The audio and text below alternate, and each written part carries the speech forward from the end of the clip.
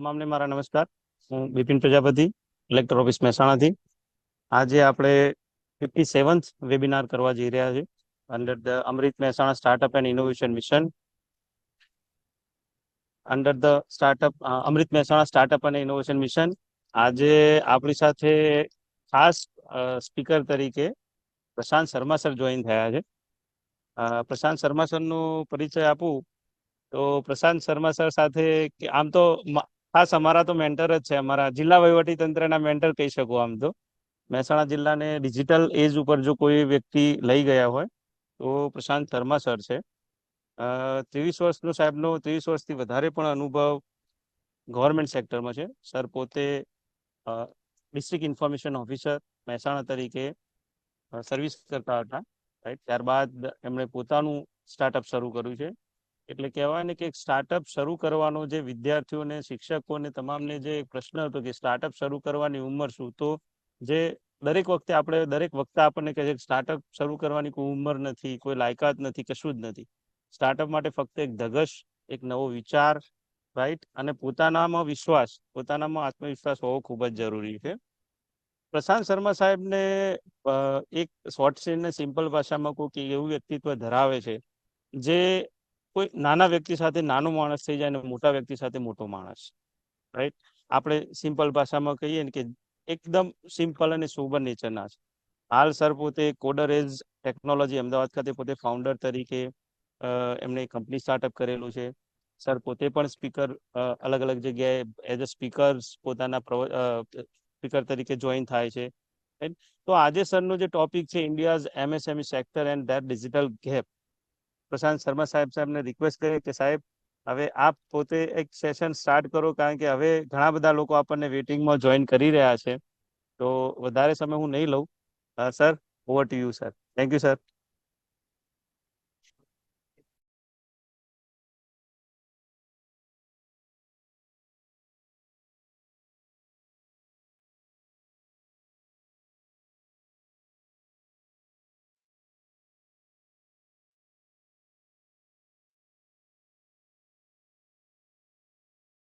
आपका sound mute है sir, sound mute है सर आपका. Thank you, everyone. Thank you, Bipin. I hope so. I'm audible now. Sir, perfectly, sir. So, before proceeding towards my presentation and everything, just want to introduce or say some gratitude words to the team Mehsana. बहुत सारे लोग बाग मेरे को पहचानते भी हैं जो district Mehsana के हैं, एडमिनिस्ट्रेशन के लोग बाग हैं, और मैं बेसिकली महसाना से ही बिलोंग करता हूं और महसाना डिस्ट्रिक्ट एडमिनिस्ट्रेशन का ही पार्ट है, उसमें कुछ अलग नहीं है. आज जो ये आपका अमृत महसाना स्टार्टअप प्रोग्राम चल रहा है, इसके बारे में मैं काफी लंबे समय से ऑब्जर्व कर रहा हूँ, देख रहा हूँ चीजों को हो रही है. जो इम्पोर्टेंट बात मैं फील करता हूँ इस प्रोग्राम को लेकर के, तो वो ये है कि ये जो प्रोग्राम है, काश कि मैं इसका एक एक्टिव पार्ट होता, तो कहीं ना कहीं के ऊपर मैं मेरा जो अनुभव है शेयर कर पाता आप लोगों के साथ में, और इस प्रोग्राम को एक कार्यकर्ता की तरह, एक वॉलंटियर की तरह कुछ आगे ले जा पाता. सबसे पहले मैं आप सब लोगों में से थैंक यू कहना चाहता हूँ Shri M Nagarajan sir, collector IAS Mehsana. Nagarajan साहब के साथ में मेरी पहली मुलाकात 2011 के अंदर हुई थी. चिंतन शिविर में हुआ था हमारे यहाँ पे वाटर पार्क में उस ड्यूरेशन में, और उस वक्त नागराजन सर के साथ में प्रवीणा मैम, विजय खराड़ी साहब, इस तरह के कई प्रोफेशनली आईएएस ऑफिसर्स वहां पर थे. इनके साथ में मिलकर मैंने काम किया. जब पहली बार मैं इनके साथ काम कर रहा था, सर के साथ में, कलेक्टर सर के साथ में, तभी मेरे को रियलाइज हुआ कि सर का विजन आईटी सेक्टर की तरफ काफी ज्यादा है, और वो एक टेक्नोक्रेट है रादर देट अगर मैं उन्हें ब्यूरोक्रेट कहूँ तो. 2011 के बाद में उनके असाइनमेंट्स जैसे जैसे चलते रहे, वो उनका ट्रांसफर या पोस्टिंग्स होती रही. बाद में मेरी उनसे दोबारा मुलाकात हुई जब वो डीडीओ थे, आई थिंक साबरकांठा में वो डीडीओ थे सर. वहां उन्होंने बड़े रिमार्केबल अचीवमेंट किए, जिसमें उन्होंने डेटा सेंटर स्टेब्लिश किया, कई तरह के प्रोजेक्ट्स और प्रोडक्ट्स को इंट्रोड्यूस करवाया, जिसके ऊपर खास करके उस वक्त की chief minister ma'am Shrimati Anandiben Patel का बड़ा उनका पॉजिटिव एटीट्यूड था सभी चीजों को लेकर के. उस वक्त सर से मेरी मुलाकात हुई, किसी प्रोजेक्ट को लेकर के चर्चा हुई, तब भी हमको कहीं ना कहीं उनके विजन से रूबरू होने का अनुभव मिला. उस वक्त मैं राजकुमार बेनीवाल सर के साथ में काम कर रहा था आप ही के डिस्ट्रिक्ट एडमिनिस्ट्रेशन के लिए, और कहीं ना कहीं पे हमारा डिस्ट्रिक्ट महसाना डिस्ट्रिक्ट बहुत अच्छे से आईटी सेक्टर में अपने आप को लीड कर रहा था। उसी वक्त हम लोगों ने कई अच्छे सॉफ्टवेयर्स का डेवलपमेंट किया, जैसे फाइल ट्रैकिंग सिस्टम से लेकर के और कई ग्रीवेंस मैनेजमेंट सिस्टम तक, और आज वो रेगुलर तरीके से सरकार में यूज में आ रहे हैं। तो ये एक मेरे लिए बड़ी प्राउड की और गर्व की बात है कि हम लोगों ने उस वक्त काम किया। टीम महसाना जो है वो बहुत प्राउड से मैं ये कह सकता हूँ कि जो यूजुअली डिस्ट्रिक्ट एडमिनिस्ट्रेशन के लोग टीम महसाना, जिसपे व्हाट्सएप पे भी मैसेज चल रहा था आज की सेमिनार का, तो वो भी मेरा ही बनाया हुआ है। सो कहीं ना कहीं पे मैं आप लोगों के साथ में बहुत अच्छे से जुड़ा हुआ हूँ।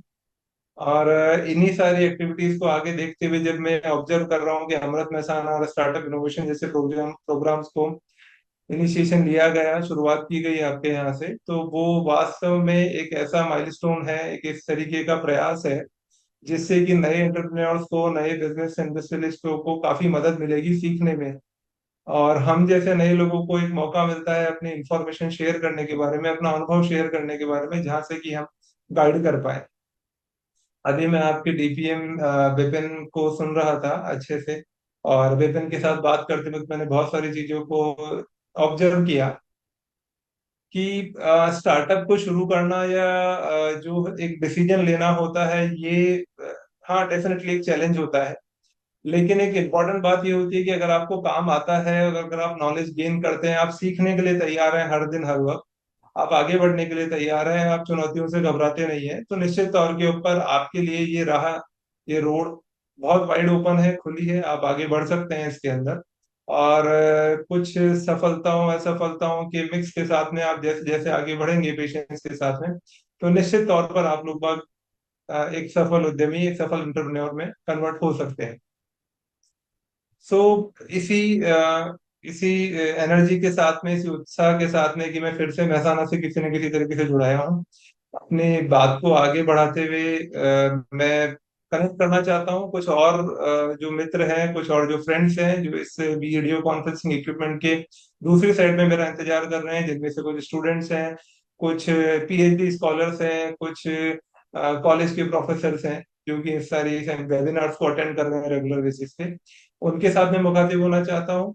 प्रशांत शर्मा की तरह मैंने डिस्ट्रिक्ट एडमिनिस्ट्रेशन महसाना में डीआईओ महसाना की तरह काम किया है एनआईसी में। उसके बाद में 2021 के अंदर मैंने स्टार्टअप इनिशिएट करने के लिए गवर्नमेंट जॉब से रिजाइन किया, बाहर आया। प्राइमरी जो चैलेंज मैंने फेस किया वो ये था कि किस टेक्नोलॉजी में अपना काम करूंगा और किस तरीके से करूंगा, क्योंकि मैं एक बिजनेसमैन नहीं था, मैंने कभी बिजनेस नहीं किया, मुझे पता भी नहीं था। लेकिन सबसे पहले हमको मेरे को ये तय करना था कि मैं किस टेक्नोलॉजी में काम करूंगा।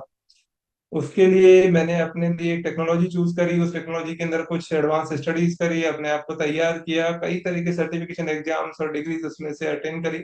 और करने के बाद में अपने लिए एक प्लेटफॉर्म चुना। अब प्लेटफॉर्म चुनने के बाद में नेक्स्ट मेरे लिए जरूरी था कि मैं किस सेक्टर के ऊपर अप्रोच करूं जहां से कि मैं आगे बढ़ पाऊं। 23 इयर्स के एक्सपीरियंस के साथ में कहीं ना कहीं इसका जवाब मेरे पास में पहले से ही था कि मुझे आईटी सेक्टर में ही काम करना है और आईटी सेक्टर में ही आगे जाना है। साइंटिस्ट की तरह काम कर चुका हूँ। महसाना की पॉपुलेशन लगभग 22 लाख की पॉपुलेशन थी, उनके साथ के अंदर उनके लिए सर्विसेज मैं ऑफर कर चुका हूँ, बहुत लंबे समय तक जुड़ा रह चुका हूँ। तो कहीं ना कहीं पे कॉन्फिडेंस था कि आईटी सेक्टर में तो काम कर ही पाऊंगा। तो आप सभी लोगों के लिए भी जो नए हैं, जो किसी तरीके से एंटरप्रेन्योरशिप या इंडस्ट्रियल डोमेन में आना चाहते हैं, उनके लिए भी मेरी तरफ से सलाह होगी कि आप भी अपने लिए टेक्नोलॉजी प्लेटफॉर्म चुनें। अपने ऊपर कॉन्फिडेंस रखें, घबराए नहीं, चीजों को लेकर के अप डाउन आते रहेंगे, but you will definitely be a good businessman. And success comes with a cost and as well as efforts. कभी कोई शॉर्टकट जैसा नहीं होता है कि आपने रातों रात शुरू किया और चीजें हो जाए। So it should be something to be learn. अब जो अमृत महसाना प्रोजेक्ट है इसके बारे में अगर हम आगे बात करें, तो जो वेबिनार का आज का विषय है मेरे को दिया गया है, वो है जो मैंने चूज किया है बेसिकली वो है कि इंडिया का एमएसएमई सेक्टर और उसके डिजिटल गैप जो हो सकते हैं। कहीं ना कहीं से मेरा स्टार्टअप जो है वो भी इसी सेक्टर को टच करता है, इसी सेक्टर में काम कर रहा है। और एक एक पॉलिसी मेकिंग टीम जो है government of India, government of Gujarat और बाकी सभी जो लोग हैं, इनकी पॉलिसीज को बड़े गौर से स्टडी करता रहा, इतने सालों तक समझता रहा किस तरीके से चीजें आगे बढ़ रही है। तो वहीं से मेरे को मेरा रास्ता मिला कि आखिरकार मुझे कहाँ जाना चाहिए। इसी डायरेक्शन में आगे बढ़ते वक्त हमने जो एक बहुत की फैक्टर है किसी भी स्टार्टअप के लिए, किसी भी नई इंडस्ट्री के लिए, वो एक ध्यान देने की बात ये होती है कि आप वहीं पे फिट हो सकते हैं जहां पर कोई गैप होगा। कोई गैप होगा तो आप उस गैप को फिल करने के लिए, उस दूरी को मिटाने के लिए अपनी सर्विसेज ऑफर करते हैं, अपना सॉल्यूशंस ऑफर करते हैं, और वही सॉल्यूशन आप लोगों के लिए एक प्लेटफॉर्म बन सकता है। तो कहीं ना कहीं पे हम लोगों को अपने आगे बढ़ने की यात्रा में बहुत इंपॉर्टेंट ये ध्यान रखना चाहिए, ऑब्जर्व करते रहना चाहिए कि आखिरकार किसी भी सर्विस, किसी भी इंडस्ट्री, किसी भी डेवलपमेंट, किसी भी डिपार्टमेंट, किसी भी सिचुएशंस के अंदर गैप कौन से हैं, और आपके अंदर ऐसी कौन सी वो क्षमता है जिससे कि आप उस गैप को फिल कर सकते हैं। ये सेम लर्निंग मेरी गवर्नमेंट की ड्यूटीज के ड्यूरेशन में भी रही, कि जब मैं गवर्नमेंट ड्यूटीज के ड्यूरेशन में इलेक्शन से लेकर के पेंडेमिक सिचुएशन से लेकर कई जगहों पे काम कर रहा था, तो उस वक्त मैं अक्सर जो डिस्ट्रिक्ट के टॉप एडमिनिस्ट्रेशन के लोगों के साथ मिलकर के आइडेंटिफाई करने की कोशिश करता था कि आखिरकार गैप कहाँ पर है और क्या मैं उस गैप को फिल कर सकता हूँ। फॉर एग्जाम्पल, जब मैं गवर्नमेंट में था तब कुछ नए सॉफ्टवेयर के लॉन्च होते थे, सीधे आते थे इम्प्लीमेंटेशन के लिए, और एक आईटी साइंटिस्ट होने के बतौर, एक आईटी सपोर्ट टीम के एग्जीक्यूटिव होने के बतौर, मैं हमेशा उस गैप को फिल करने की कोशिश करता था कि जहाँ से टेक्नोलॉजी और जो एंड यूजर है, जो आप गवर्नमेंट एम्प्लॉइज हैं या ऑर्डिनरी सिटीजन हैं, उनके बीच के गैप को फिल कर सकूं। वहीं से हमारा रास्ता बनता है कि हमारी एक्चुअली पहचान बनती है और हम आगे बढ़ सकते हैं। तो आज के टॉपिक के ड्यूरेशन में जो मैंने पिक किया है वो है इंडिया का एमएसएमई सेक्टर और उसके डिजिटल गैप। इसके ऊपर हम आगे बढ़ते हुए देखते हैं। सबसे पहले मैं जिस बारे में आप लोगों से बात करना चाहता हूँ,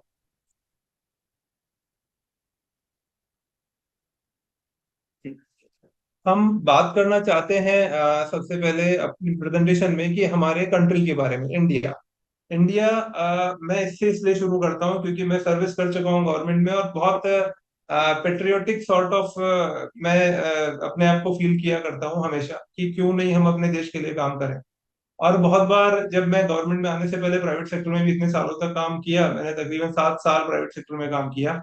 और जब मेरा पहला इंटरव्यू हुआ एक्सटर्नल में गवर्नमेंट जॉब के लिए, तब भी मैंने यही बोला था कि क्यों नहीं मैं मेरे देश के लोगों के लिए काम करूं, रादर देन कि मैं किसी फॉरेन कंपनी के लिए, किसी एमएनसी के लिए काम। तो वहीं से मेरा जुड़ाव इसके साथ में है, और ये मोटिवेशन मेरे को हमेशा मोटिवेट करता है। और आज भी जब मैं एक एंटरप्रेन्योरशिप के अंदर हूँ तो भी मैं महसूस करता हूँ कि क्यों ना हम हमारे देश के लिए कुछ किया जाए, और वहीं से हमको आगे बढ़ने के अच्छे और प्रोग्रेसिव रास्ते मिल सकते हैं। तो जब हम इंडिया के बारे में बात करते हैं तो हम सभी को पता है कि इंडिया के अंदर सबसे बड़ी आईटी इंडस्ट्री है। हम सॉफ्टवेयर जाइंट हैं। दुनिया में सबसे ज्यादा सॉफ्टवेयर हमारे यहाँ से डेवलप होते हैं, प्रोड्यूस होते हैं। हमारे यहाँ पे सबसे बड़ी फार्मास्यूटिकल इंडस्ट्री है। हम सबसे बड़े यूँ समझ लीजिए कि वैक्सीन निर्माता हैं, या दवाओं के हमारे पास में एक्सपोर्ट काफी, इंपोर्ट काफी, एक्सपोर्ट इंपोर्ट का बिजनेस काफी होता है। हम यहाँ के सबसे बड़े लार्जेस्ट मिल्क प्रोड्यूसर्स हैं। कई तरह की डेयरियां हैं हमारे पास में, जैसा आप सभी लोग जानते हैं कि मिल्क रिवॉल्यूशन से लेकर के, हाँ, गुजरात का तो खास कर मैं इसमें नाम लूं तो आनंद से लेके, अमूल से लेके, सहयोग डेयरी तक, सभी तरीके से हम लोग लार्जेस्ट प्रोड्यूसर्स हैं। हम सबसे बड़ी टेक्सटाइल इंडस्ट्री है। लेकिन इसके साथ में एक और हमारा इशू आता है, वो है कि हम सबसे ज्यादा पॉपुलस कंट्री है। मतलब हमारी population, as we everybody know, कि हम दुनिया में टॉप पर हैं। जैसे पॉपुलेशन बढ़ती है तो रिसोर्सेज का शेयरिंग इंक्रीज होता है, और जैसे रिसोर्सेज का शेयरिंग इंक्रीज होता है तो कहीं ना कहीं पर एक गैप इंक्रीज होना शुरू होता है, कि एक गैप की रिसोर्सेज की अवेलेबिलिटी है और उसके यूटिलाइजेशन करने वाले लोग हैं, उसके बीच में गैप खड़ा होना शुरू होता है। तो ये हमारे लिए एक प्रॉब्लमेटिक सिचुएशन कहीं ना कहीं क्रिएट करती है। और जब हमारे पास में पॉपुलेशन बहुत ज्यादा होती है और रिक्वायरमेंट बहुत ज्यादा होती है और सप्लाई कम होती है, चाहे वो रेवेन्यूज की हो, चाहे अपॉर्चुनिटीज की हो, तो कहीं ना कहीं के ऊपर जो अनइक्वल डिस्ट्रीब्यूशन होता है रिसोर्सेज का, वो सामने आता है। और उस अनइक्वल डिस्ट्रीब्यूशन की वजह से कई तरह के और प्रॉब्लम्स खड़ी होती है, और उन प्रॉब्लम्स की वजह से हमारा कंट्री एक और चीज में टॉप के ऊपर है, वो है हमारे यहाँ पे जुडिशरी जो केसेस होते हैं वो सबसे ज्यादा है। ये सारे केसेस किसी न किसी रीजन से हो सकते हैं, लेकिन कहीं ना कहीं हम इस चीज को लेकर के कंसर्न रहते हैं। इतने सारे पॉजिटिव और नेगेटिव इश्यूज के को जब पिकअप करने की बात होती है, तो जो पॉपुलेशन है उससे एक नया फैक्टर हमारे सामने खड़ा होता है कि हम दुनिया में कहीं ना कहीं पर अनएम्प्लॉयमेंट के बारे में सबसे टॉप के ऊपर आते हैं, क्योंकि अनएम्प्लॉयमेंट अपने आप में एक बहुत बड़ा चीज है। और एक बिजनेसमैन होने के नाते मैं समझ ही सकता हूँ कि जब मेरे यहाँ पर कोई वैकेंसी पब्लिश होती है और सैकड़ों लोगों की वैकेंसी एप्लीकेशन आती है, तो ये अपने आप में एक बड़ा फैक्टर होता है। और अनएम्प्लॉयमेंट जनरेट करता है कई और तरह की प्रॉब्लम्स को, और उन सब के प्रॉब्लम्स को सॉर्ट आउट करने के लिए कुछ ना कुछ एम्प्लॉयमेंट, रोजगारी या हमें एक्स्ट्रा करना पड़ता है। इसका एक बहुत अच्छा और गुड सॉल्यूशन जो हमारे पास में था वो था कि कोई भी पर्सन सेल्फ एम्प्लॉयमेंट में चला जाए। और अगर हम लोग बाग सेल्फ एम्प्लॉयमेंट के अंदर जाने की कोशिश करते हैं तो डेफिनेटली हम ना सिर्फ अपने लिए रोजगार का या हमारे साथ लिए एक रेगुलर आवक का सोर्स जनरेट करते हैं, हम और भी लोगों को एम्प्लॉयमेंट प्रोवाइड कर सकते हैं। साथ साथ में जो हम प्रोडक्शन करते हैं, सर्विसेज प्रोवाइड करते हैं, इसके थ्रू कंट्री की जीडीपी से लेकर के और भी जगहों पर हम लोग बाग अपना पार्टिसिपेशन कर सकते हैं। जब हम इस बारे में आगे बात करते हैं तो ये जो सेल्फ एम्प्लॉयमेंट होता है इसको यूजुअल कोर्स में हम लोग एमएसएमई के नाम से जानते हैं, जो कि मीडियम और स्मॉल एंटरप्राइजेज है, micro small medium enterprise industry generate होती है। एमएसएमई सेक्टर जो होता है, इवन मैं भी, मेरी कंपनी भी एक एमएसएमई रजिस्टर्ड कंपनी है। तो ये जो सेक्टर होता है ये वो छोटे बिजनेसेस हैं जो कि कुछ करेजियस लोगों, साहसी लोगों के द्वारा शुरू किए गए छोटे बिजनेसेस होते हैं, जो कि कुछ हद तक हमें रोजगार भी देते हैं कुछ टीमों को, कुछ लोगों को, और इंडिया की इकोनॉमी के अंदर, उसके जीडीपी के अंदर एक सिग्निफिकेंट पार्टिसिपेशन भी करते हैं। अगर कुछ फैक्टर्स में आप लोगों को रूबरू कराना चाहूँ तो आप देख पाएंगे कि 14 मिलियन इंडिया में रजिस्टर्ड एमएसएमई है, 14 लाख के जितने जो एमएसएमई होते हैं इंडिया के अंदर। उनके फाइनेंशियल ईयर 2020 तक तकरीबन तकरीबन 30% हमारे जीडीपी का इस एमएसएमई सेक्टर से जनरेट होता है। फाइनेंशियल ईयर 2021 में हमारे यहाँ का जो प्रोडक्ट एक्सपोर्ट था इंडिया का वो तकरीबन 49.5% ही है, या समझ लीजिए 50% जो प्रोडक्ट एक्सपोर्ट था वो सिर्फ एमएसएमई सेक्टर कवर कर रहा था। और मोर देन 10 मिलियन एम्प्लॉयड जो लोग हैं, जैसा मैंने बताया कि अनएम्प्लॉयमेंट की एक समस्या होती है, तो जो एमएसएमई सेक्टर है वो फाइनेंशियल ईयर 2022 में तकरीबन तकरीबन हमारे पास में 1 करोड़ से ज्यादा जो लोग हैं उन लोगों को हमने यहाँ से रोजगार दिया है इसमें, एमएसएमई में। और ये उम्मीद की जा रही है कि 2025 तक आते आते हमारे यहाँ पे तकरीबन 5 करोड़ लोगों को रोजगार देने वाले एमएसएमई सेक्टर होंगे। MSME sector urban, semi urban, rural areas में हर जगह पे स्प्रेडेड है। चाहे मैं शहर में बात करूँ तो यहाँ कुछ बड़ी और छोटी बिजनेस यूनिट्स होती है, रूरल एरिया में बात करूँ तो अलग अलग तरीके के स्केल के ऊपर यूनिट्स होती है। तो ये पैन इंडिया अलग अलग रीजन्स में, ज्योग्राफिकल रीजन्स में जैसी रिक्वायरमेंट है, जैसा सप्लाई है, उसके हिसाब से स्प्रेडेड है एमएसएमई। जब हम इस सेक्टर में आगे बढ़ते हैं तो इस सेक्टर की एक बड़ा जो सक्सेस स्टोरी है, जो इंडिया की ग्रोथ में, जीडीपी में इतना पार्टिसिपेशन के लिए और हमको एक पॉजिटिव साइड दिखाता है, उसी के सामने एमएसएमई का एक ग्रे साइड भी है। ग्रे साइड मतलब जो थोड़ा डार्क साइड होता है, जिसमें कि हम कह सकते हैं रिस्की फैक्टर। तो एमएसएमई जो होती है वो बड़ी छोटी बिजनेस यूनिट्स होती है, उनको कई तरीके के इश्यूज फेस करने पड़ते हैं। कई इश्यूज ऐसे होते हैं जिनकी वजह से वो कॉलेप्स हो जाती है, सरवाइव नहीं कर पाती। एक और इनकी वजह से एम्प्लॉयमेंट का लॉस होता है, जीडीपी का लॉस होता है, एनपीए का लॉस होता है, मीन्स जो बैंकों ने उनको क्रेडिट दिया होता है, लोन दिया होता है, उसका भी काफी नुकसान होता है। अगर हम इनके फिगर्स को देखें तो पिछले 4 फाइनेंशियल ईयर्स के अंदर एमएसएमई का जो क्लोज डाउन है वो तकरीबन 6000% इंक्रीज हुआ है। जैसे आप देख सकते हैं 1920 में जहां 400 एमएसएमई क्लोज हुए थे अक्रॉस इंडिया, वहीं इस साल 2022-23 में 13,000 एमएसएमई बंद हो गए हैं। इन एमएसएमई के पीछे बंद होने के पीछे कई रीजन होते हैं, जैसे उनके फाइनेंशियल इश्यू हो सकते हैं, रेगुलेटरी इश्यूज हो सकते हैं, इंफ्रास्ट्रक्चर हो सकता है, लो प्रोडक्टिविटी हो सकती है, लैक ऑफ इनोवेशन हो सकता है, स्किल सेट में प्रॉब्लम हो सकती है, या उनके प्रोफेशनलिज्म में प्रॉब्लम होती है। कई तरीके के इश्यूज जो एमएसएमई के अंदर होते हैं जिनकी वजह से उनको क्लोज डाउन होना पड़ता है। और इस क्लोज डाउन से जैसा आप देख पा रहे हैं कि अकेले गुजरात स्टेट के अंदर तकरीबन 2.11 लाख करोड़ का बैंकों का आउटस्टैंडिंग ड्यू है, जो एमएसएमई की वजह से हुआ है। आप कल्पना कर सकते हैं कि गुजरात इस ड्यू की लिस्ट में 4th नंबर के ऊपर आता है, तो जो दूसरे स्टेट हैं जैसे महाराष्ट्र, तमिलनाडु, इन स्टेट्स की क्या कंडीशन होगी। तो ओवरऑल एमएसएमई का क्लोज डाउन होना, उनका फेल होना अपने आप में एक बड़ा इश्यू आता है। लेकिन जैसा कि हम जानते हैं कि जिस चीज में हम इंडियंस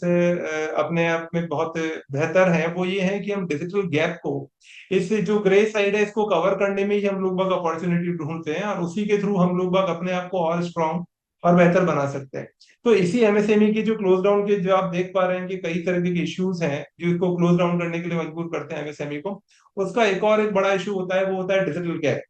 डिजिटल गैप कुछ ऐसी चीज होती है कि आपने आपके आजू बाजू में कहीं पे कोई गृह उद्योग देखा होगा, कोई छोटा सा, कोई साबुन बनाता है, कोई कुछ और बनाता है, कोई कपड़े का बिजनेस चलाता है। इन सभी लोगों के पास में एक बड़ा मेजर इशू ये होता है कि ये लोग बाग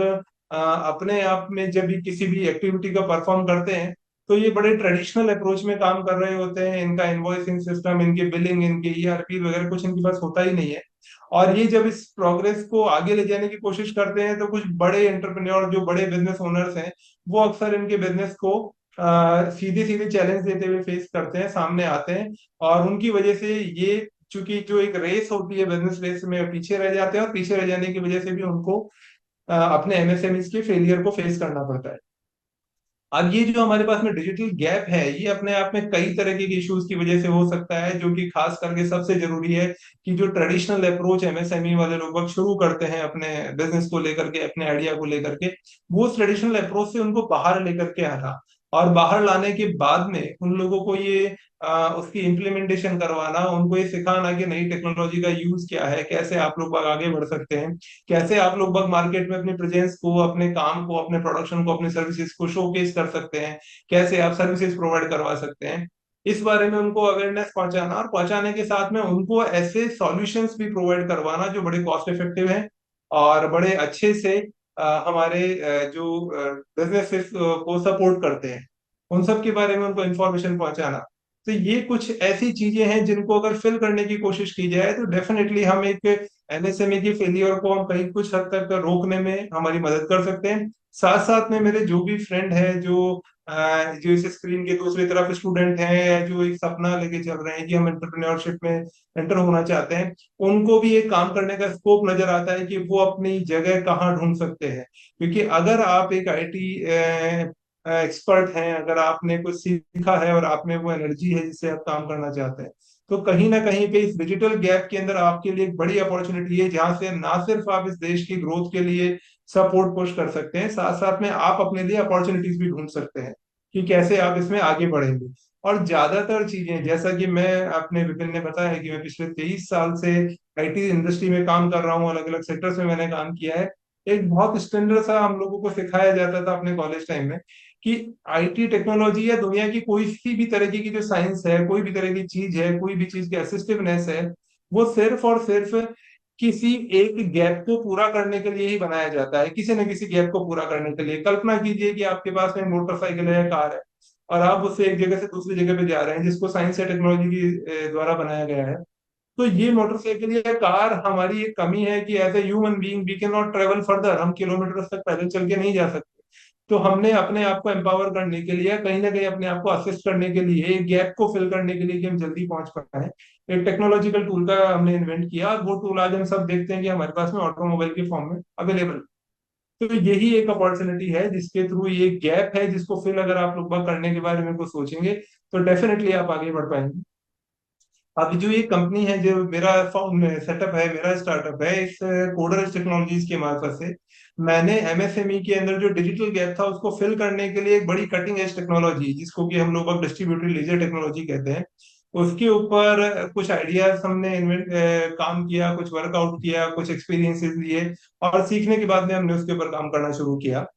moving next to the slide. जैसे हम डिजिटल इसकी गैप की बात कर रहे थे, तो हम लोग बात देखते हैं कि एमएसएमई सेक्टर में बहुत सारे प्रोसीजर्स आज भी मैनुअल होते हैं। और मैनुअल होने की वजह से क्या होता है, कहीं ना कहीं पे जब छोटा बिजनेस ओनर किसी बड़े बिजनेस ओनर को कुछ सर्विसेज या प्रोडक्ट ऑफर करना चाहता है, तो उसको हमेशा डाउट होता है, ट्रस्ट नहीं होता है कि ये प्रॉब्लम है। उसमें स्केलेबिलिटी नहीं होती है कि आज आप किसी के पास में 10 पीसेस का ऑर्डर आया है, कल से 1,000 का आ जाएगा, तो वो कैसे स्केल कर पाएगा। ये इसके अलावा कुछ और भी होता है कि वो लोग बाग अपने जो नई टेक्नोलॉजी, नए अपडेट्स आ रहे होते हैं, उनको इमीडिएटली ऑप्ट नहीं कर पाते हैं, क्योंकि कहीं ना कहीं पे उनके फाइनेंशियल नॉलेज या इनोवेशन को लेकर के इश्यूज होते हैं, तो वो आगे नहीं बढ़ पाते। साथ साथ में हम लोग बाग देख पा रहे हैं कि जिस तरीके से फाइनेंस टेक्नोलॉजी या फिनटेक या ई कॉमर्स ने जैसा अपना रोल पिछले कुछ सालों में इंक्रीज हुआ है, इमर्ज हुए हैं, उससे भी कहीं ना कहीं जो ये एमएसएमई सेक्टर है वो अगर अनटच्ड है तो उसको बड़ा नुकसान इसकी वजह से उठाना पड़ता है। जैसा आप सभी जानते हैं कि पेमेंट सारे डिजिटल होते हैं, प्रोडक्ट आजकल आप अमेजन से लेके किसी भी तरह की वेबसाइट से आप ऑर्डर करते हैं, आपके पास में घर पे आता है। और बहुत ही तरीके का पूरा एंटरप्राइज जो बिजनेस यूनिट है वो फुली ऑटोमेशन के ऊपर काम करती है, जिसको कि हम लोग यूजुअली कोर्स में ईआरपी सिस्टम कहा करते हैं, उन सब के ऊपर ये पूरा सिस्टम काम करता है। तो ये सारी चीजों को लेकर के एमएसएमई ने कुछ सिग्निफिकेंट प्रोग्रेस अच्छी दिखाई है, लेकिन फिर भी आज भी एक बड़ा गैप है जिसके लिए कि हर एक एमएसएमई का जो ओनर होता है, जो लीडर होता है, जो फाउंडर होता है, वो वेट कर रहा होता है किसी एक बड़े ऑर्डर की, जैसे मान लीजिए कि मेरी एक आईटी कंपनी है, तो मैं कहीं ना कहीं पर आज भी ये वेट करता हूँ कि शायद किसी बड़ी आईटी कंपनी, जैसे किसी बड़े आईटी जाइंट, माइक्रोसॉफ्ट, गूगल या कहीं से मेरे को कुछ वर्क ऑर्डर ऐसा बड़ा प्लेस हो जिसकी वजह से मैं अपने आप को आगे चला पाऊँ। मगर जो इशू आता है वो ये होता है कि जो बड़ी यूनिट्स होते हैं, बड़े एंटरप्राइज होते हैं, वो छोटे बिजनेस ओनर्स पे आसानी से ट्रस्ट नहीं करते, क्योंकि उनको उनके अंदर कई तरह के इश्यूज नजर आते हैं, या वो ट्रस्टवर्दी नहीं होंगे, या स्केलेबिलिटी उनमें नहीं होगी, या फिर उन्होंने टेक्नोलॉजी को उस तरीके से ऑप्ट नहीं किया होगा कि जिस लेवल पे बड़े बिजनेस ओनर्स काम कर रहे होते हैं। तो कहीं ना कहीं पे ये जो गैप है, डिजिटल गैप है, इस डिजिटल गैप को फिल करने के लिए अगर हम लोग बात टेक्नोलॉजी का या आईटी का यूज हम लोग करते हैं, और एज अ एंटरप्रेन्योर अगर हम लोग बाग इनको सॉल्यूशंस प्रोवाइड करवाते हैं, तो कहीं ना कहीं पे हम लोग बाग उन बिजनेसेस को सपोर्ट दे पाएंगे। साथ साथ में as a startup owner, as a entrepreneur, आप भी अपने लिए कुछ अच्छी अपॉर्चुनिटीज को इसमें फिगर इट आउट कर सकते हैं, ढूंढ सकते हैं। जैसा हम बात कर रहे थे ट्रस्ट रिलेशनशिप को लेकर के, कि ट्रस्ट उसमें नहीं हो पाता है, तो चूंकि एक टेक एंटरप्रेन्योर होने की वजह से मैं जब इन सेक्टर्स को बड़ा डिटेल में स्टडी कर रहा था, तभी मेरे को ये चीज समझ में आई कि जो ट्रस्ट रिलेशनशिप और जो ट्रस्टवर्दीनेस होती है, कि आखिरकार मैंने कुछ भी किया और वो सामने वाले को विश्वास हुआ या नहीं हुआ कि मैं वाकई में ये काम कर पा रहा हूँ, या मेरा काम ऑथेंटिक है या नहीं है, जेन्युइन है या नहीं है। अगर मैं इस ट्रस्ट को मेंटेन कर पाऊँ, तो कहीं ना कहीं के ऊपर मैं अपने प्रेजेंस को इस मार्केट के अंदर ज्यादा बेहतर तरीके से रख पाऊंगा।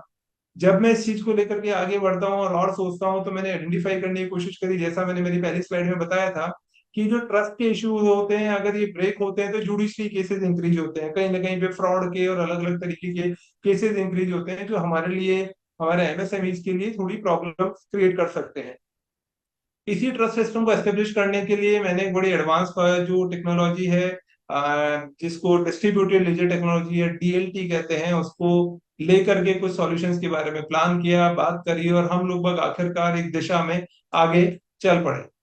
जब हम इस डिस्ट्रीब्यूटेड लेजर टेक्नोलॉजी के बारे में बात करते हैं, तो ये डिस्ट्रीब्यूटेड लेजर टेक्नोलॉजी एक इलेक्ट्रॉनिक सिस्टम, एक ट्रस्ट सिस्टम का जनरेट करती है। ये ट्रस्ट सिस्टम कुछ इस तरीके का होता है, जिसके अंदर कि आप यूं मान करके चलिए कि कोई दो लोग बाग या दो डिफरेंट एंटिटीज, दो अलग अलग लोग बाग एक दूसरे से कम्युनिकेट करते हैं, बातचीत करते हैं, कुछ भी करते हैं। तो उनके बीच में जो भी कुछ कम्युनिकेशन होता है, चाहे वो बातचीत हो, चाहे काम हो, चाहे डेटा हो, चाहे कोई प्रोडक्ट हो, चाहे कोई सर्विस हो, उसको एक बहुत ही सीक्रेट, एक बहुत ही हाई टेक्नोलॉजी की मार्फत से, एक बड़े ही सिक्योर तरीके से एस्टेब्लिश किया जाता है, जिसका कि ब्रेक करना, जिसको तोड़ देना है, जिसको ऑल्टर कर देना ऑलमोस्ट इम्पॉसिबल है, लगभग लगभग इम्पॉसिबल है। आप उसको कोई भी उस जो सेंसिटिविटी है इंफॉर्मेशन की, डेटा की, उसको ब्रेक नहीं कर सकता है। और ये जो टेक्नोलॉजी है, जिसको कि हम डिस्ट्रीब्यूटेड लेजर टेक्नोलॉजी कहते हैं, ये टेक्नोलॉजी अपने आप में इतनी पावरफुल टेक्नोलॉजी है, इतनी ज्यादा एडवांस टेक्नोलॉजी है, कि इस टेक्नोलॉजी के सामने बड़े जो एस्टेब्लिश ऑर्गेनाइजेशंस हैं, जो ऑथोरिटेटिव ऑर्गेनाइजेशंस होते हैं, जिनको कि वो कह सकते हैं कि we want control over the system, उन लोगों के पास में भी एक बड़ा चैलेंज इस चीज के लिए, कि आखिरकार इस सिस्टम को, ये जो डिस्ट्रीब्यूटेड लेजर टेक्नोलॉजी या ब्लॉकचेन टेक्नोलॉजी, पॉपुलर टेक्नोलॉजी में उसको कहते हैं, कि हम उसको कंट्रोल कैसे करें, आखिरकार इसको हम अपने कंट्रोल में कैसे लेके आए, क्योंकि ये अपने आप में इतना सिक्योर है और इतना ऑटोमेटिक तरीके से काम करता है, कि इसमें किसी तीसरे पार्टी की ऑथेंटिकेशन की या वेरिफिकेशन की जरूरत ही नहीं होती है। मतलब अगर मैंने मेरा कुछ भी सामान, कुछ भी प्रोडक्ट, सर्विस या कुछ भी चीज किसी और को दी, और कोई थर्ड पार्टी इंश्योर करे कि हाँ, इन्होंने जो चीज आपको दी है वो वाकई में इनसे बिलोंग करती है, इन्होंने की है, तो मेरे को एक्चुअली किसी थर्ड पार्टी की आवश्यकता ही नहीं है। ये इतनी स्मार्ट टेक्नोलॉजी है, इतनी एडवांस है, आसान शब्दों में कहूँ तो ये ब्लॉकचेन टेक्नोलॉजी कहीं ना कहीं पर उस ट्रस्ट रिलेशनशिप को एस्टेब्लिश करवा सकती है, जिसके थ्रू की बड़े ऑर्गेनाइजेशन या बड़े एंटरप्राइज छोटे एंटरप्राइजेस के ऊपर विश्वास कर सकते हैं और उससे आगे बढ़ सकते हैं। इस टेक्नोलॉजी के ऊपर जब काम करते हैं, ब्लॉकचेन या डिस्ट्रीब्यूटर के ऊपर, तो इसमें कुछ खास चीजें इसका पार्ट होती है। वो एक तो ये होती है कि ये डिस्ट्रीब्यूटेड होता है, कोई भी एक आदमी इसका ओनर नहीं होता, कि मैं अकेला हूं और मैं उसका ओन करता हूँ किसी चीज को। कि मान लीजिए कि आपके जेब में कुछ पैसे पड़े हैं, कुछ रुपए हैं, 10 रुपए, 20 रुपए, 100 रुपए, 500 रुपए, जो भी कुछ आपके पास में पड़े हैं, और उन सब का ओनर कौन है? उन सभी का ओनर है रिजर्व बैंक ऑफ इंडिया, क्योंकि वो सब कुछ जो अथॉरिटी है उसकी रिजर्व बैंक ऑफ इंडिया है। आप सभी जानते हैं कि बहुत बार अक्सर इस तरीके के इश्यूज होते हैं, जिसके तहत कोई एक करेंसी ऑल ऑफ सडन हमारे पास में से अगर वो उसको डिसकंटिन्यू कर दिया जाता है, तो ऐसे केस के अंदर जो अथॉरिटी है वो कभी भी आपके बारे में डिसीजन ले सकती है। आपके पॉकेट में पड़ी हुई हर एक चीज के ऊपर किसी और का कंट्रोल होता है। लेकिन डिस्ट्रीब्यूटेड लेजर टेक्नोलॉजी एक इसी तरीके की चीज है जिसके अंदर कि आपके पास में जो चीज पड़ी है, जो भी अमाउंट है, करेंसी है, जो भी कुछ आपके पास में पड़ा है, वो पे सिर्फ और सिर्फ आपका कंट्रोल है। उसको कोई दूसरा पर्सन से कंट्रोल नहीं कर सकता है। दूसरी चीज, आपके पास में जो चीज पड़ी है वो की वही चीज जो है, उसकी कितना अमाउंट है, कुछ उसकी वैल्यूएशन जो है, वो लगभग पूरे जितने भी लोग उस नेटवर्क का पार्ट है, उस टेक्नोलॉजी का पार्ट है, उन सबको पता होती है। और अगर आपने किसी को कुछ दिया है अपने पास से, मान लीजिए कि मैंने मेरे पास से 100 रुपए 200 रुपए किसी और को दिए, तो जैसे ही मैं मेरे पास से 100 200 रुपए किसी आगे वाले को देता हूँ, तो ये सारा का सारा इंफॉर्मेशन जितने भी लोग बाग इस पूरे नेटवर्क के टेक्नोलॉजी को यूज कर रहे होते हैं, उन सबको पता चल जाता है कि हाँ, अब से प्रशांत शर्मा जिसके पास में कुछ 100 रुपए पड़े थे, अब वो उसके पास में नहीं है, ये 100 रुपए किसी सामने वाले के पास में जा चुके हैं। तो ये जो पूरा मैकेनिज्म होता है, ये ऑटोमेटिकली मैनेज होता है, ऑटोमेटिकली कंट्रोल होता है। और इस टेक्नोलॉजी के जो एडवांसमेंट है वो इतना बेहतर है, इतना अच्छे तरीके से इसको प्लान किया गया है कि इसका एक बहुत लाइव एग्जांपल आप लोग बाग देख सकते हैं, जिसके बारे में आप सभी लोगों ने सुना होगा, बिटकॉइन के बारे में, कि जो एक क्रिप्टो करेंसी होती है, कि इसकी इम्प्लीमेंटेशन इतनी ज्यादा ताकतवर है, इतनी ज्यादा एडवांस है, कि जो एक बिटकॉइन जो हमारे पास में नॉर्मल कोड्स में एक छोटा सा सॉफ्टवेयर का एक पार्ट होता है, डेटा होता है, उसकी मार्केट वैल्यू करोड़ों रुपए के अंदर होती है, क्योंकि लोग उस पर ट्रस्ट करते हैं कि हाँ, बिटकॉइन जो चीज है, बिटकॉइन जो भी कोई यूनिटी है, कोई एंटिटी है, वो अपने आप में इतनी स्ट्रांग है कि इसके अंदर कोई ऑल्टरेशन नहीं किया जा सकता, कोई मॉडिफिकेशन नहीं किया जा सकता, इसको कोई अथॉरिटी कभी बंद नहीं कर सकता, ये हमेशा मेंटेन रहेगा। और साथ साथ के अंदर इसकी वैल्यू जो होगी वो इतनी सिक्योर होगी कि कोई इसको आसानी से ना चुरा सकता है ना ट्रांसफर कर सकता है। तो अपने आप में कोई चीज इतनी सिक्योर होती है, लिमिटेड होती है और इंडिपेंडेंट होती है, तो उसकी वैल्यूएशन इंक्रीज होती है। जब हम इसके बारे में बात करते हैं, तो इसी चीज को लेकर के अगर हम लोग बाग एमएसएमई की डिजिटल गैप के लिए कुछ ट्रस्टवर्दी सॉल्यूशंस को प्लान कर पाए, डिजाइन कर पाए, जिससे कि वो लोग बाग अपने लिए जो एक ऐसा मैकेनिज्म एस्टेब्लिश कर पाए कि जब वो उसको पॉपुलेट कर रहे हैं, अपने बारे में लोगों को बताएं कि भाई मेरी एक बिजनेस है, मेरा ये कोई भी चीज है, ये ब्लॉकचेन टेक्नोलॉजी पे काम करता है, जो कि बहुत एडवांस टेक्नोलॉजी है, मेरा सप्लाई चेन मैकेनिज्म ब्लॉकचेन पे काम करता है। तो सामने वाला ये जो बड़ा बिजनेस एंटरप्रेन्योर है, वो उसके टेक्नोलॉजिकल इंप्लीमेंटेशन को देख करके तुरंत ये स्वीकार सके और एक्सेप्ट कर सके कि हाँ, ये एक प्रोवन टेक्नोलॉजी पे चलने वाला बिजनेस है। तो डेफिनेटली इसके साथ में अगर हम लोग फर्दर बिजनेस ट्रांजेक्शन करते हैं, तो कहीं ना कहीं पे हमको लॉस होने के चांसेस कम है, या फिर ये हमारे लिए एक प्रॉफिटेबल बिजनेस ट्रांजेक्शन हो सकता है। तो ब्लॉकचेन उसी को लेकर के आगे बढ़ता है। बहुत से लोग बागों के साथ में हमारे जो ब्लॉकचेन की हम बात करते हैं उसके बारे में, तो बहुत से लोग बाग ब्लॉकचेन को सिर्फ एक बिटकॉइन के नाम से बड़ा फेमस होता है, लोग बाग उसी से इसको रिलेट करते हैं कि आखिरकार बिटकॉइन है, करेंसी है, और इसका तो मार्केट कुछ ज्यादा चलता है, आप उसमें इन्वेस्ट कर दीजिए कुछ डॉलर्स को, और बाद में वो इंक्रीज हो जाता है और फिर उसकी वैल्यू कुछ लाखों डॉलर तक पहुंच जाती है, और एक कोमोडिटी की तरह उसको बिलीव करते हैं। ये इंप्रेशन है, ये बिल्कुल सही है, लेकिन बिटकॉइन जो एक चीज है, वो सिर्फ ब्लॉकचेन टेक्नोलॉजी का एक इम्प्लीमेंटेशन है, कि जिसके थ्रू, जिसके मार्फत से आप एक करेंसी का ट्रेड आपस में कर पाते हैं। लेकिन ये करेंसी जो है बिटकॉइन, ये जितनी ज्यादा पॉपुलर है, जितनी इसकी वैल्यूएशन मार्केट में है, उससे कहीं ज्यादा इस टेक्नोलॉजी है बिटकॉइन का प्रॉब्लम ये है कि इस पे जो भी इसका वैल्यूएशन होती है, उस पे किसी सिंगल अथॉरिटी का कंट्रोल नहीं होता, जो कि डिजिटल डिस्ट्रीब्यूटेड लेजर टेक्नोलॉजी का अपने आप में सबसे बड़ा एडवांटेज है। अब हमको जो करना था, मेरी कोडरेज टेक्नोलॉजीज के अंदर जो मुझे करना था, वो यही करना था कि मेरे को ब्लॉकचेन टेक्नोलॉजी को बिटकॉइन के इंप्रेशन से बाहर लेकर के आना,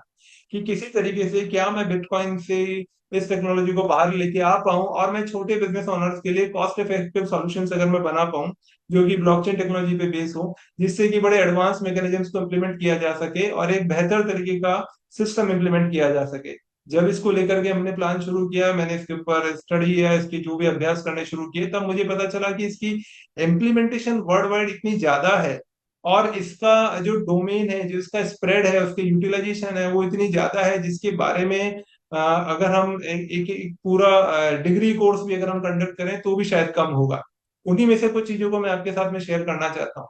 जैसे हम बात करते हैं ब्लॉकचेन टेक्नोलॉजी की, तो इस चेक को फाइनेंस सेक्टर के अंदर ये टेक्नोलॉजी बड़ी पॉपुलर है, जैसे ब्लॉकचेन बिटकॉइन को तो आप लोग बाग जानते ही हैं। उसके अलावा दुनिया भर की फेडरल बैंक जो होती है, जैसे हमारे यहाँ पे रिजर्व बैंक ऑफ इंडिया है, अमेरिका में फेडरल बैंक ऑफ अमेरिका है, ये बैंक के सब मिल करके एक नई तरीके के मैकेनिज्म पे काम कर रही है, जिसको सीबीडीसी कहा जाता है, सेंट्रल बैंक डिजिटल करेंसी। ये जो थर्ड पार्टी ट्रांसफर होते हैं मॉनेटरी टर्म्स का, जैसे डॉलर में ट्रांजेक्शन होते हैं, पाउंड में ट्रांजेक्शन होते हैं दो कंट्रीज के बीच में, उसको एलिमिनेट करके एक सीबीडीसी करेंसी के ऊपर काम कर रहे हैं, जिसके थ्रू जो करेंसी है वो किसी एक कंट्री की मोनोपोली उसके ऊपर ना चले, और साथ साथ के अंदर ये पूरा जो सेक्टर है सभी के लिए इक्वल तरीके से काम करना शुरू कर सके।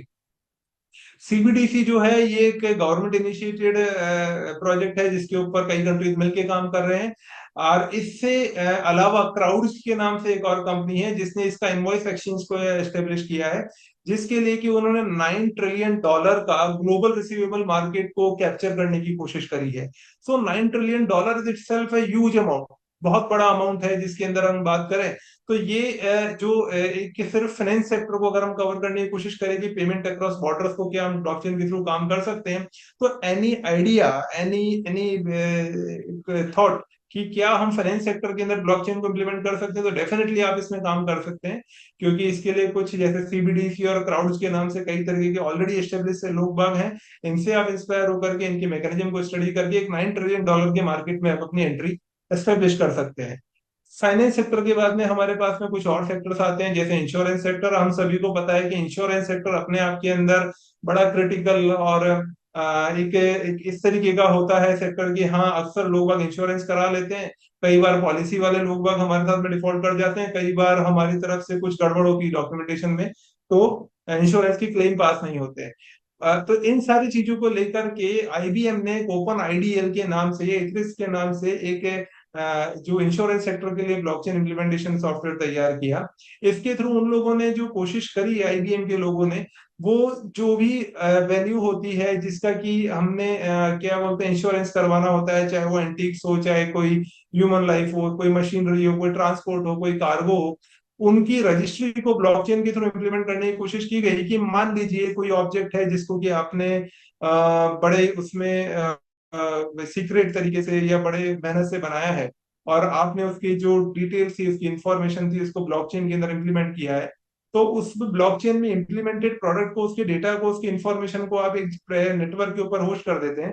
और जो इंश्योरेंस कंपनी होती है वो उस प्रोडक्ट की इंफॉर्मेशन को ब्लॉकचेन से रिकवर करने की कोशिश करती है नेटवर्क से। और चूंकि ब्लॉकचेन अपने आप में एक बड़ा एस्टेब्लिश और सिक्योर नेटवर्क है, तो उन लोगों को इसके अंदर जो डेटा या इंफॉर्मेशन मिलती है वो अपने आप में इतनी स्ट्रांग होती है कि उसको वो इजीली एक्सेप्ट भी करवा पाते हैं, और साथ साथ में वो ग्लोबली एक्सेप्टेबल भी होता है। तो फ्रॉड के चांसेस उसके अंदर कम हो जाते हैं। मनी लॉन्ड्रिंग को इसमें रोका जा सकता है। री इंश्योरेंस की प्रैक्टिसेस को रोका जा सकता है, कि जैसे हम लोग बाग जानते हैं हमारे पास में व्हीकल होता है, उसकी डिवेल्युएशन होती है कि आज आपकी कार है 10 लाख की है, कल नेक्स्ट ईयर वो 8 लाख की होगी, उसके बाद में 6 लाख की होगी। तो डिवेल्युएशन प्रोसीजर्स को जब हम हैंडल करने की कोशिश करते हैं, तो वो भी ब्लॉकचेन टेक्नोलॉजी के थ्रू आईबीएम ने ओपन आइडियल सॉफ्टवेयर में हैंडल करने की कोशिश करी। क्लेम हैंडलिंग को भी इसके अंदर इंश्योरेंस सेक्टर में हैंडल करने की कोशिश की गई, जो कि फ्रॉड डिटेक्शन को काफी हद तक कम कर पाया। फिर हम बात करते हैं अकाउंटिंग और ऑडिटिंग की। तो जैसा हम लोग बाग जानते हैं कि क्रिप्टो करेंसीज मार्केट के अंदर है, और भी कई तरीके की चीजें आजकल मार्केट में चल रही है, और बिजनेस यूनिट्स भी आजकल इतने बड़े हो गए हैं कि ट्रिलियंस ऑफ डॉलर का बिजनेस एक बड़ी कंपनी आसानी से कर पाती है। तो उसके लिए जो अकाउंटिंग फर्म है, जिसमें से एक का नाम है price water house Cooper LLP, ये जो एक यूनिट है, इसने अपने पूरे अकाउंटिंग प्रोसीजर को ब्लॉकचेन टेक्नोलॉजी के ऊपर एस्टेब्लिश किया है, जहां से कि इसने अपने सॉल्यूशन की मार्फत से एरर्स को ना सिर्फ एलिमिनेट किया, उसका इजी रिकंसिलेशन किया, लो कॉस्ट किया, फ्रॉड को डिटेक्ट करने की कोशिश करी, और रेगुलेटरी कंप्लायंस को इम्प्रूव करने की कोशिश करी। अकाउंटिंग के बारे में हम बात करें तो यहाँ पे प्राइस वाटर हाउस कूपर जो है वो एक लीडिंग एजेंसी है इसमें, जो अकाउंटिंग और ऑडिटिंग को लेकर के ब्लॉकचेन सॉल्यूशंस पे काम कर रही है। सप्लाई चेन मैकेनिज्म की बात करें, जो कि ब्लॉकचेन का अपने आप में बड़ा इंपॉर्टेंट पार्ट है, कि मान लीजिए कि एक डायमंड का पैकेट है, अगर आपके यहाँ से हम किसी डायमंड के पैकेट को यहाँ से हम अमेरिका या किसी और कंट्री में हम ट्रांसपोर्ट करते हैं, और उसके अंदर जो डायमंड की क्वालिटी कुछ कैरेट्स में होती है, तो यहाँ से जो डायमंड का कैरेट का क्वालिटी का एक हीरा है, आप यहाँ से अमेरिका ट्रांसपोर्ट कर रहे हैं, और बीच में रास्ते में किसी ने उसको गेस किया, कुछ भी उसमें गड़बड़ करके उसकी कैरेट को या क्वालिटी को कम करने की कोशिश करी, तो उसको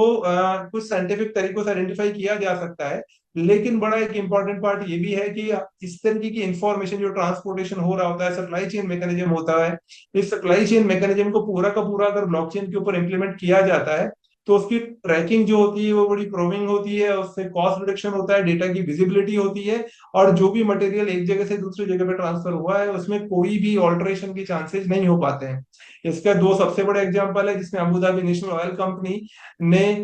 जो अपना आईबीएम के थ्रू मिल करके पूरी ऑयल सप्लाई की चेन को पूरा ब्लॉकचेन पे ट्रांसफर किया, जिसके तहत अबू धाबी से जो भी ऑयल का प्रोडक्शन होता है वो बढ़ के जिस भी कॉर्नर में जाता है, तो वो अपने पूरे ऑयल का जितना भी कंसाइनमेंट सेगमेंट, जितना भी उनके बैरल जा रहे होते हैं, हर एक बैरल की ट्रैकिंग वो लोग ब्लॉकचेन के थ्रू कर रहे होते हैं। और ये अपने आप में एक इतना बड़ा इम्प्लीमेंटेशन है जो कई तरीके से Abu Dhabi national oil company को वर्ल्ड के बड़े फ्रेम के ऊपर लेकर के आ जाता है। हम देख पाते हैं कि ये सारे जो सप्लाई चेन मैकेनिज्म को अगर ब्लॉकचेन पे इंप्लीमेंट किया जाए तो ये कहीं ना कहीं पे डायमंड, नेशनल डिफेंस से हेल्थ केयर इक्विपमेंट, मेडिसिन के सैंपल्स होते हैं, जैसे वैक्सीन ट्रांसपोर्ट होता है, उसके लिए भी सप्लाई चेन मैनेजमेंट को ब्लॉकचेन के ऊपर ट्रांसफर किया जा सकता है। हेल्थ केयर मैनेजमेंट की अगर हम बात करें तो जो पेशेंट का डेटा होता है, या फिर हमारे लेजर होते हैं, या फिर हमारे कुछ क्लिनिकल रिजल्ट्स होते हैं, उसका रिकॉर्ड मैनेजमेंट किया जा सकता है। कि मान लीजिए कि कोई वैक्सीन की टेस्टिंग अगर पुणे की किसी लेबोरेटरी में की गई है, और वो वैक्सीन की जो टेस्टिंग वहां हो रही है उसके रिजल्ट्स अगर आपने पुणे से लंदन या यूके ट्रांसफर कर रहे हैं और बीच में उसके रिजल्ट्स में कुछ छेड़छाड़ कर दी गई, तो उसका जो भी आउटपुट होगा वो कंप्लीटली चेंज हो सकता है। तो कहीं ना कहीं भी ब्लॉकचेन टेक्नोलॉजी उसके डेटा को इतना सिक्योर करके ट्रेवल करवाता है कि उसमें कोई भी छेड़छाड़ की पॉसिबिलिटी नहीं रह जाती है। मेडिलेजर और फार्मा ट्रस्ट दो ऐसी कंपनियां हैं जो कि ब्लॉकचेन के अंदर इस पे काम कर रही है, हेल्थ केयर मैनेजमेंट पे, और अकॉर्डिंगली उन्होंने अपने प्रोडक्ट्स तैयार किए हैं। फिर हम लोग बाग आगे चलते हैं मीडिया इंडस्ट्री के अंदर, तो कंटेंट सिक्योरिटी और रिलायबल रेटिंग्स के लिए इसको काम में लिया जा रहा है। क्रिएट के नाम से एक कंपनी है जो कि हमारे ओटीटी प्लेटफॉर्म या जो कई तरीके की डिजिटल मीडिया अवेलेबल होता है उसकी प्राइवेसी प्रोटेक्शन पे काम करते हैं। कि कल्पना कर लीजिए कि किसी ने एक कोई सॉन्ग, कुछ ऑडियो वीडियो अगर प्रोड्यूस किया है और वो उसको एक जगह से दूसरी जगह पे ट्रांसफर कर रहा है, तो उसका ऑडियो वीडियो में क्वालिटी में अगर किसी भी तरीके का छेड़छाड़ हो जाता है तो उसकी वैल्यूएशन कम हो जाती है। तो कहीं ना कहीं पे जब वो उसको डेटा को एक जगह से दूसरी जगह पे ट्रांसफर कर रहे होते हैं तो वो ब्लॉकचेन के मार्फत करने की कोशिश करते हैं। इससे उसकी सिक्योरिटी, रिलायबिलिटी इंक्रीज होती है, साथ साथ के अंदर उसकी जो ट्रस्ट होता है कि हाँ ये डेटा जेन्युइन सोर्स से ही आया है और वाकई में इसकी क्वालिटी कंसर्न पर्सन से ही प्रोड्यूस हुई है, तो उसकी प्राइवेसी जो है वो मेंटेन की जा सकती है। साथ साथ में पायरेसी को एक लेवल तक रोका जा सकता है, ताकि पायरेसी के अंदर अगर कुछ भी करने की कोशिश करेंगे तो कुछ मॉडिफिकेशन होगा तो ब्लॉकचेन जो है उसे अलाउ नहीं करेगा। तो कहीं ना कहीं आप इसमें आगे बढ़ पाते हैं। फिर इसके बाद में अगर हम बात करें तो इलेक्शंस के अंदर अपने आप में एक बड़ा इंपॉर्टेंट रोल है। जो सेमिनार लोग अटेंड कर रहे होंगे उसमें से हो सकता है कुछ लोग बाग गवर्नमेंट के ऑफिसर्स भी होंगे, एग्जीक्यूटिव भी होंगे। हम सभी को पता है कि वोटिंग होती है, कई तरीके की चीजें इसके अंदर होती है, इलेक्टोरल प्रोसीजर जो होता है, हमारी मतदार यादी होती है, इन सब में ऑल्ट्रेशन या चीजों के अंदर कई सारे चांसेज होते हैं कि मतदार यादी के अंदर कोई छेड़छाड़ किया जा सकता है, एक जगह से इलेक्टोरल रोल को कहीं और ट्रांसफर किया तो उसमें कुछ गड़बड़ हो सकती है। वोट्स का काउंट होता है कि हमने वोट दिया, उसकी काउंटिंग के अंदर अगर प्रॉब्लम होती है, कई तरीके के इस बारे में एलिगेशन से लेके अलग अलग चीजें चल रही होती है। तो ब्लॉकचेन टेक्नोलॉजी को लेकर के नॉर्वे के अंदर वोड्स के नाम से एक एप्लीकेशन इंप्लीमेंट की गई, जो कि कई तरह के एस्पेक्ट्स को इलेक्शन में कवर करती है, जिसमें से एक तो होता है एक्यूरेट आइडेंटिटी ऑथेंटिकेशन, कि हर एक वोटर का एक्यूरेट आइडेंटिटी ऑथेंटिकेट कर पाना ताकि मालूम चल सके कि हाँ ये वही आदमी है जो वोट दे रहा है। सिक्योर मॉनिटरिंग कर पाना कि जो भी वोटिंग हो रहा है, लाइव वोटिंग हो रहा है, उसके एग्जैक्ट डेटा, एक्यूरेट डेटा ही आपको मिल पा रहे हैं, कहीं बीच में कुछ छेड़छाड़ तो नहीं हो रही है। और काउंटर पार्ट्स, मतलब जैसे मान लीजिए कि आपके यहाँ काउंटिंग सेंटर के ऊपर जो भी काउंटिंग हो रही है, किसी रूम में अगर काउंटिंग हो रही है तो उसका प्रॉपर डेटा ही दिल्ली या वहां जा रहा है, कोई ऊपर से छेड़छाड़ नहीं हो पा रही है उसके अंदर। वोटों की ट्रैकिंग और टैलिंग हो सकती है, इलेक्टोरल फ्रॉड्स को आइडेंटिफाई किया जा सकता है, और लास्टली जो वोटों का काउंट है उसको भी ब्लॉकचेन के डिस्ट्रीब्यूटेड नेटवर्क के ऊपर रखा जा सकता है, जिससे इसके अंदर किसी भी तरह की ऑल्टरेशन, किसी भी तरह की मॉडिफिकेशन के चांसेस नहीं रह जाते हैं। तो वोट जी एक एप्लीकेशन है जिसको कि इम्प्लीमेंट किया जा रहा है इलेक्शंस के अंदर। लैंड रेवेन्यू जो हमारे पास में फिर से एक बड़ा इंपॉर्टेंट मुद्दा है, जिसको कवर करने की कहीं ना कहीं बहुत ही ज्यादा जरूरत है ब्लॉकचेन में। क्यों इसकी आवश्यकता है? क्योंकि जैसा हम सब लोग बाग जानते हैं कि हमारे पास में, चूंकि मैं गवर्नमेंट सेक्टर से बिलोंग करता हूँ और कहीं ना कहीं मैंने इसके बारे में स्टडी किया है,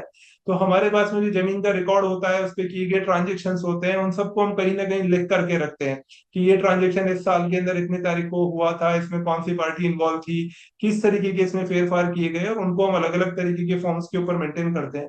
अगर इस डेटा को ब्लॉकचेन के ऊपर इंप्लीमेंट किया जाता है तो उस ट्रांजेक्शन रिकॉर्ड्स में, म्यूटेशन रिकॉर्ड्स के अंदर फेरफार की कोई चांसेस रह ही नहीं जाते हैं। और अगर किसी रीजन से उनमें फेरफार कर दिया जाता है, कोई छेड़छाड़ कर भी दी जाती है, तो जुडिशरी और अथॉरिटीज को इमीडिएटली पता चल जाता है कि इसके अंदर छेड़छाड़ की गई है, ओरिजिनल डेटा से मैच नहीं करता। तो ये लैंड रेवेन्यू या रियल एस्टेट मैनेजमेंट का जो पार्ट है, ये अपने आप में एक बड़ा इंपॉर्टेंट पार्ट है, जिसके ऊपर गवर्नमेंट के कई सारे स्टेट्स, कई सारी यूनिट्स अपने आप काम कर रही है, जो बहुत जल्दी लाइव होगा आपका डेटा।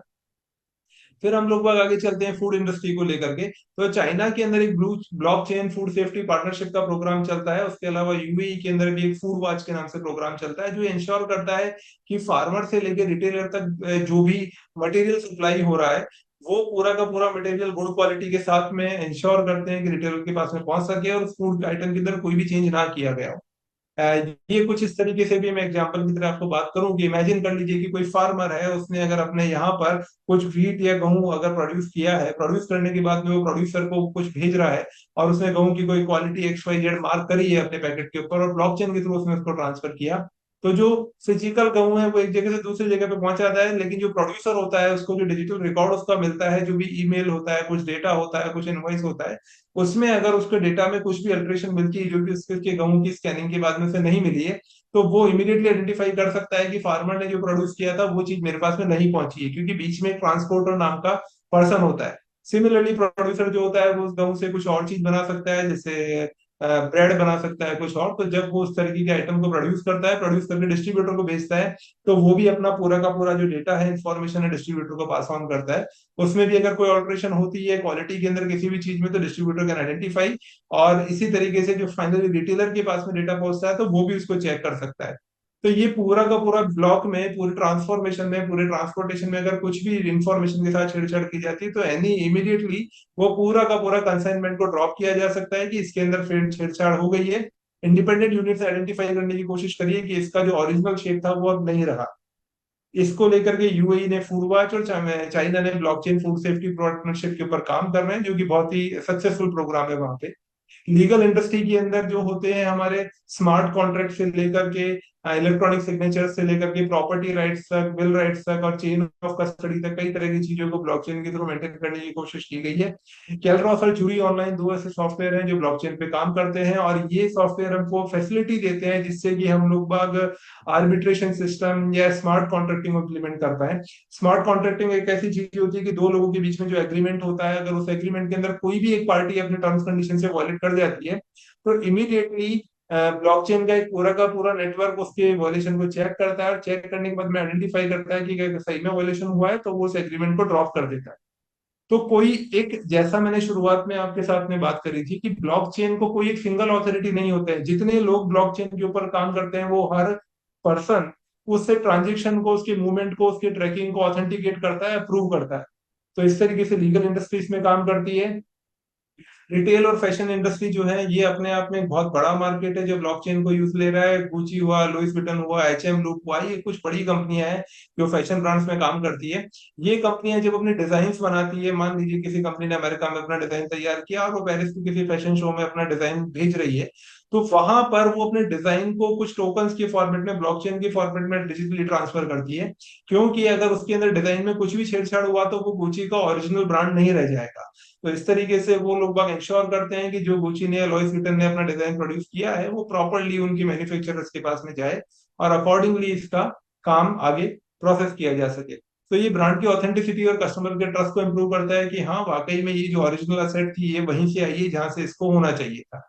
यहाँ पर ब्रांड एम्पावरमेंट का हमको काफी फायदा मिलता है ब्लॉकचेन से। स्पोर्ट्स और ई स्पोर्ट्स के अंदर आप सभी लोग बाग जैसे जानते होंगे, मैनचेस्टर सिटी और बार्सिलोना, ये दो फुटबॉल क्लब हैं। ये लोग बाग अपने फैन टोकन्स, टिकट्स हुए, डिजिटल ट्रेडिंग कार्ड्स हुए, और इकोसिस्टम को पूरा का पूरा इसके ऊपर मेंटेन करते हैं ब्लॉकचेन के ऊपर। क्राउड फंडिंग भी इसके अंदर कई हद तक की जाती है, जिससे कि ये मैनचेस्टर सिटी या बार्सिलोना जैसे जो प्रोग्रेसिव फुटबॉल क्लब है, वो अपने फैंस को बेटर और ट्रस्टेबल सर्विसेज ऑफर कर पाते हैं।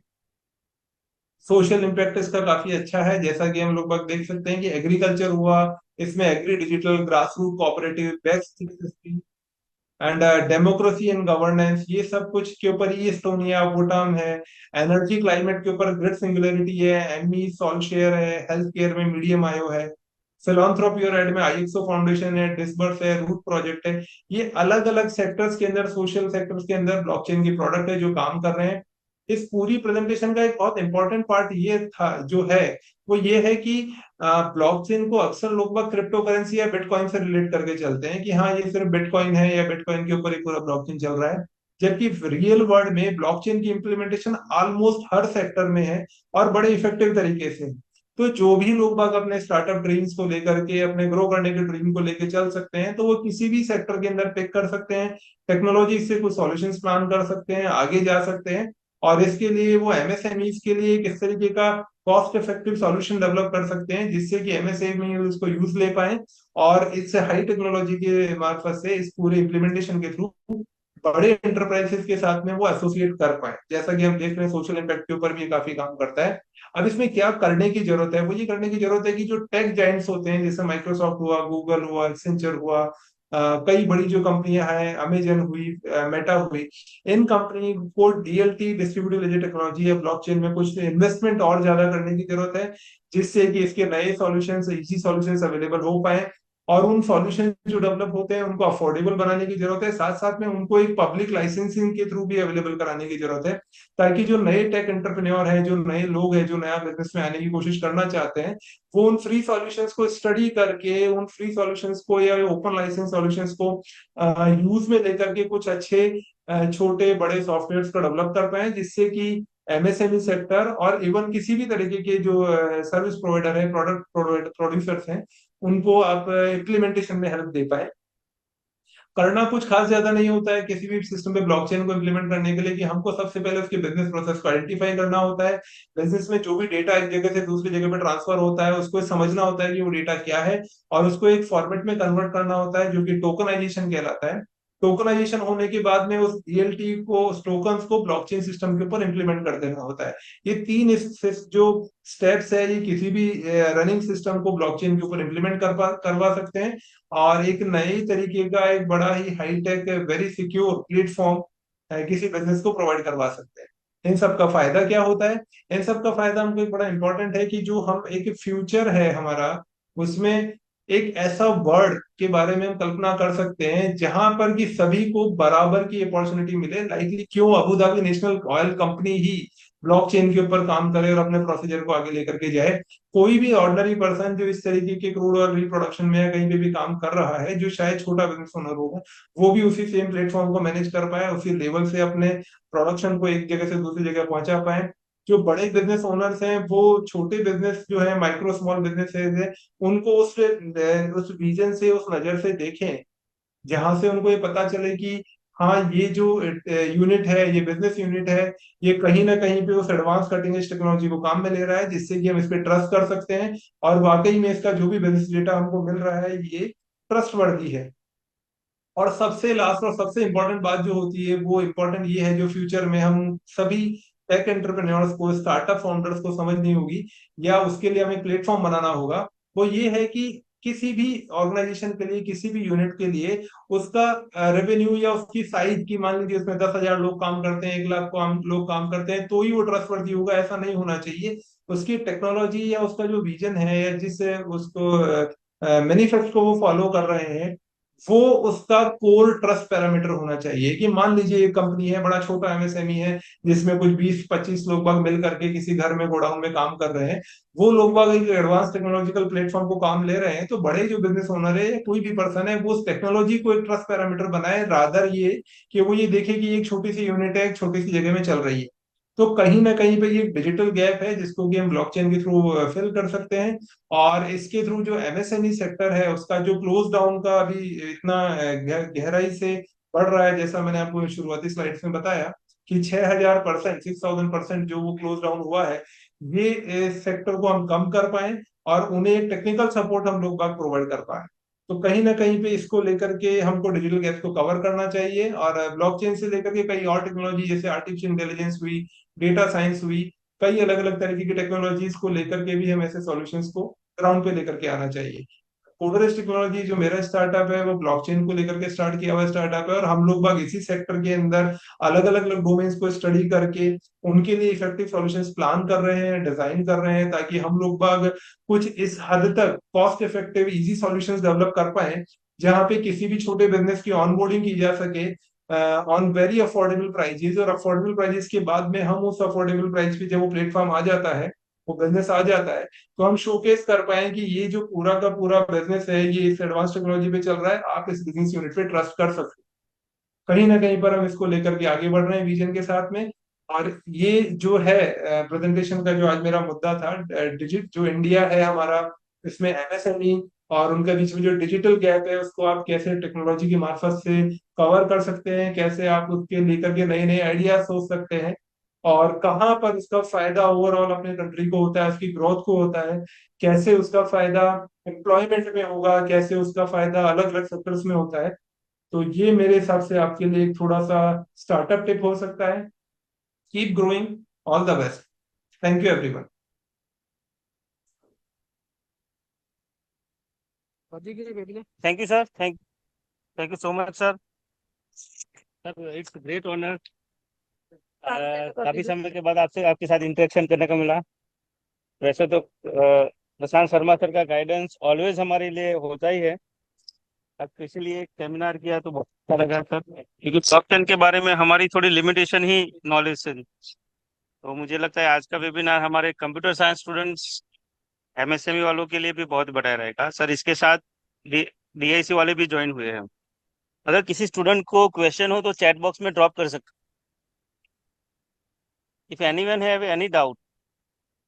Please raise your question in drop box.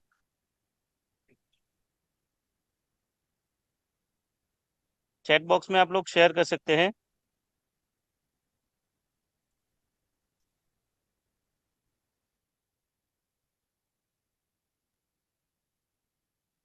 Okay sir, किसी का क्वेश्चन नहीं है अभी, बट सर अगेन आपको very very very thankful to all district admission, very thankful to you sir. आपने इतने बिजी शेड्यूल में हमें टाइम दिया sir, thanks a lot sir. Thank you Vipin, thank you everyone. बहुत से लोग बाग जो इसमें जुड़े हुए हैं, शायद उनमें से कई लोगों को मैं पहचानता भी हूँ, मैं उनको पर्सनली उनके नाम से आइडेंटिफाई कर सकता हूँ कि वो लोग बाग कौन है। खास करके मैं जिनका नाम लेना चाहूंगा, मेरा फेवरेट हीरोइन उसके साथ में है, गौमित उसमें जुड़ा हुआ है, एक हमारे शायद एनआईसी के डीआईओ हैं वो भी उसमें जुड़े हुए हैं, और कई भी जो लोग हैं, इन सबके लिए thanks. And I hope so कि मेरा जो भी कंक्लूजन होगा या जो भी मेरा स्टडी है, जो भी इसमें रीच है, वो आप सब लोगों के लिए बेनिफिशियल होगी। मेरी डिटेल्स विपिन के पास साथ में अवेलेबल होगी, या जैसे भी आप लोगों को अगर लगे कहीं पे, तो you guys can approach me at any moment of time. And looking forward to meet you once again Vipin, thank you. Thank thank you you. Sir. Now we end the session. Thank you so much sir.